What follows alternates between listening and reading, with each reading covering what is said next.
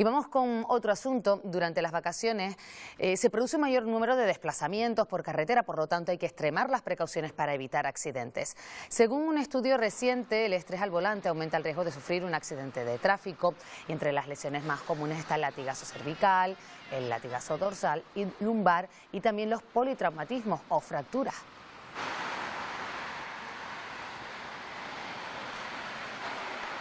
Vamos a hablar ahora con José Fuentes, que es responsable de la unidad de urgencias del Hospital La Paloma. Muy buenos días. Buenos días, Pilar. Bueno, según un estudio, se afirma que la tasa de accidentes de tráfico en Canarias es un poquitito más alta que la media del Estado. ¿Por qué?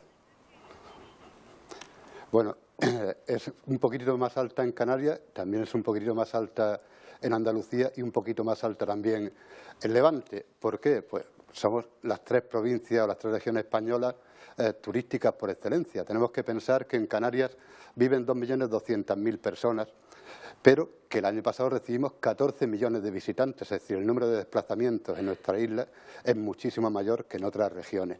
Tenemos otras regiones, como puede ser el País Vasco, que tiene también unos 2.200.000, 2.300.000 habitantes, o Castilla-La Mancha, pero claro, son regiones que no reciben 14 millones de visitantes anualmente. Es decir, de ahí la explicación de que tengamos una tasa de accidentes de tráfico discretamente superior para el número de habitantes que tenemos. Ahora que estamos en pleno verano... Nada preocupante. Sí, ahora que estamos en pleno verano con desplazamientos constantes por las carreteras, ¿son más los hombres o las mujeres que sufren accidentes de tráfico? ¿Hay diferencia, se nota?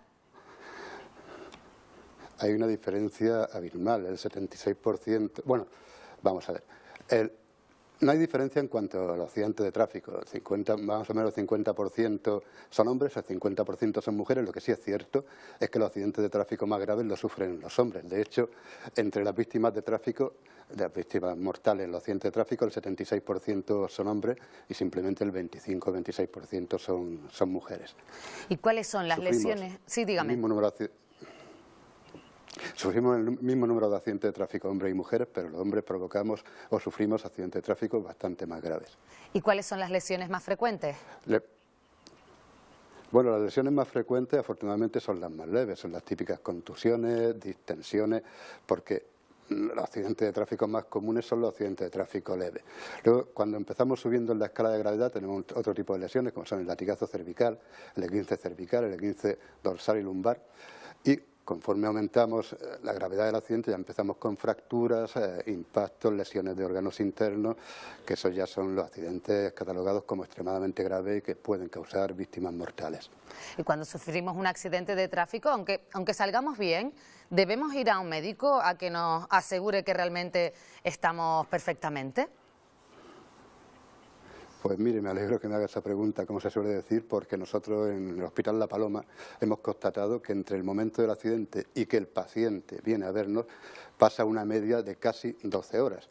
Yo creo que eso es un error terrible. Es decir, si uno tiene un accidente de tráfico, lo primero que tiene que preocuparse uno es de que uno mismo esté bien. Nosotros tenemos la impresión de que a veces se dedica más tiempo al coche, a hablar con el mecánico y a ver cómo va a quedar, que a venir a vernos a nosotros, a hablar con el médico y a consultarnos su duda. Es importantísimo que se acuda cuanto antes, sobre todo porque estamos hablando de lesiones muchas veces que no son graves, pero que pueden generarte luego una complicación a largo plazo, o dejarte con un dolor de tipo crónico, y que cuanto antes las tratemos, cuanto antes las diagnostiquemos, pues vamos a minimizar toda esa serie de complicaciones. Por eso digo, es muy, muy importante que una vez solventado lo que tengamos que solventar, acudamos al médico, aunque sea para que nos diga, mire, no tiene nada, no se preocupe, que es lo que queremos hacer en la mayoría de las ocasiones, siempre.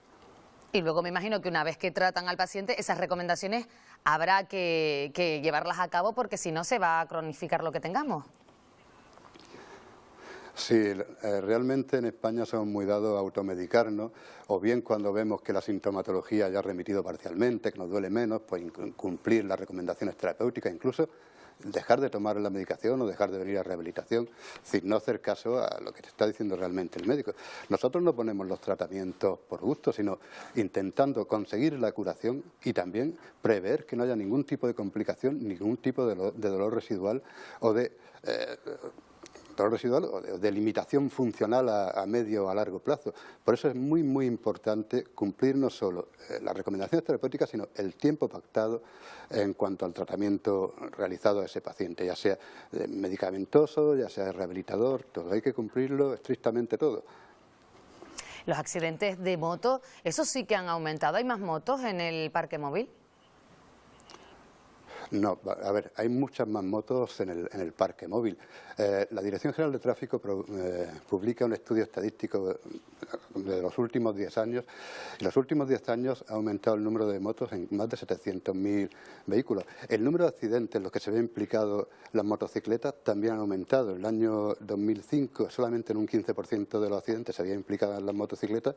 En el año 2006 en un 25% de los accidentes se habían implicado en las motocicletas, pero hemos conseguido reducir muchísimo las víctimas mortales en accidentes de motocicleta. En el año 2005 eran 490 y en el año 2006 fueron 327, lo que es una magnífica noticia. Tenemos más parque de motocicletas, tenemos más conductores de motocicletas, pero hemos conseguido reducir la siniestralidad en casi un 50%, lo que es una noticia estupenda en estas circunstancias. El uso del casco me imagino que es muy importante para la disminución de las lesiones cerebrales.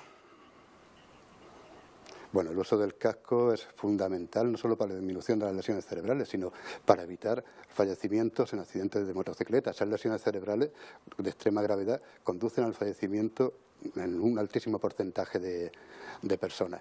El uso del casco ha sido fundamental, pero me gustaría hacer incidencia en que aún a día de hoy más de un 5% de los motociclistas sigue sin utilizar el casco tanto en trayectos urbanos como interurbanos, a pesar de todas las medidas de tráfico, a pesar de las sanciones, a pesar de todo. Es decir, tenemos que seguir trabajando para que ese 5% se reduzca a un 0%. Y no solo el casco, también me imagino que los motoristas deben llevar, aunque estemos en verano y las temperaturas se disparen, ropa, estar cubiertos, porque en cualquier caída pues la piel, se raspa, se daña enseguida. A pesar de estar en verano hay que ir bien vestido, me imagino, acorde si vamos a llevar una moto. Bueno, yo soy motero, tengo una moto, sé lo duro que es en verano tener que llevar ciertos tipos de trajes de cordura o de Kevlar, dan calor, pero hay que sacrificar la comodidad por la seguridad. Cuando en un accidente de moto lo normal es que el motorista salga despedido. Va a aterrizar sobre el asfalto, sobre grava, sobre la calle y vas a aterrizar. Puedes aterrizar o con el cuerpo desnudo o bien protegido. Si aterrizas con el cuerpo desnudo, las lesiones se van a multiplicar, aunque sean abrasiones, cortes, aunque sean lesiones de menor entidad. Si aterrizas con una ropa adecuada, con las protecciones en codos, rodillas, en manos adecuadas, esas lesiones pues prácticamente no van a aparecer y nos vamos a evitar una complicación más asociada al accidente de tráfico. La vestimenta está por algo. ¿Que es incómodo utilizarla? Por supuesto. ¿Que a ninguno nos gusta pasar calor? Por supuesto. Ahora, es nuestra seguridad lo que está en juego. Creo que es obligatorio que lo hagamos. Lo que no es lógico es ver, como vemos a veces, gente circulando en motocicleta, en chanclas y bañador. Eso, por un pequeño golpe que tengas, va a ser mucho más complicado que si fueses con una ropa adecuada. Los casos más graves los ven ustedes en los atropellos, según este estudio. ¿Los médicos lo ven los casos más graves en los atropellos? Sí, los casos más graves se ven indudablemente entre los atropellos. Tenemos un ser humano al que le impacta una máquina, ya sea un coche, una motocicleta, una bicicleta, un ser humano que no tiene ningún tipo de protección. Entonces, vemos los casos más graves. De hecho, los atropellos son tan solo un 17, un 18% de los accidentes de tráfico, pero provocan un 22% de los fallecidos en accidentes de tráfico. Una vez que te impacta un coche, hay un estudio que dice que un impacto de un coche a 40 km/h te puede desplazar hasta 15, 16 metros. Es decir, eres un muñeco que va volando, puedes chocar contra una pared, contra una señal de tráfico, caer contra el suelo. Muchas veces no tienes tiempo de poner una posición defensiva, poner las manos para evitar golpes. Son accidentes muy, muy complicados y que normalmente revisten mucha más gravedad que el resto. De hecho, su tasa de letalidad es mucho más alta que la del resto de accidentes que podemos observar. Doctor José Fuentes, responsable de la Unidad de Urgencias del Hospital La Paloma, muchísimas gracias por atendernos esta mañana en Buenos Días Canarias. Muchísimas gracias a ustedes por invitarme. Buenos días.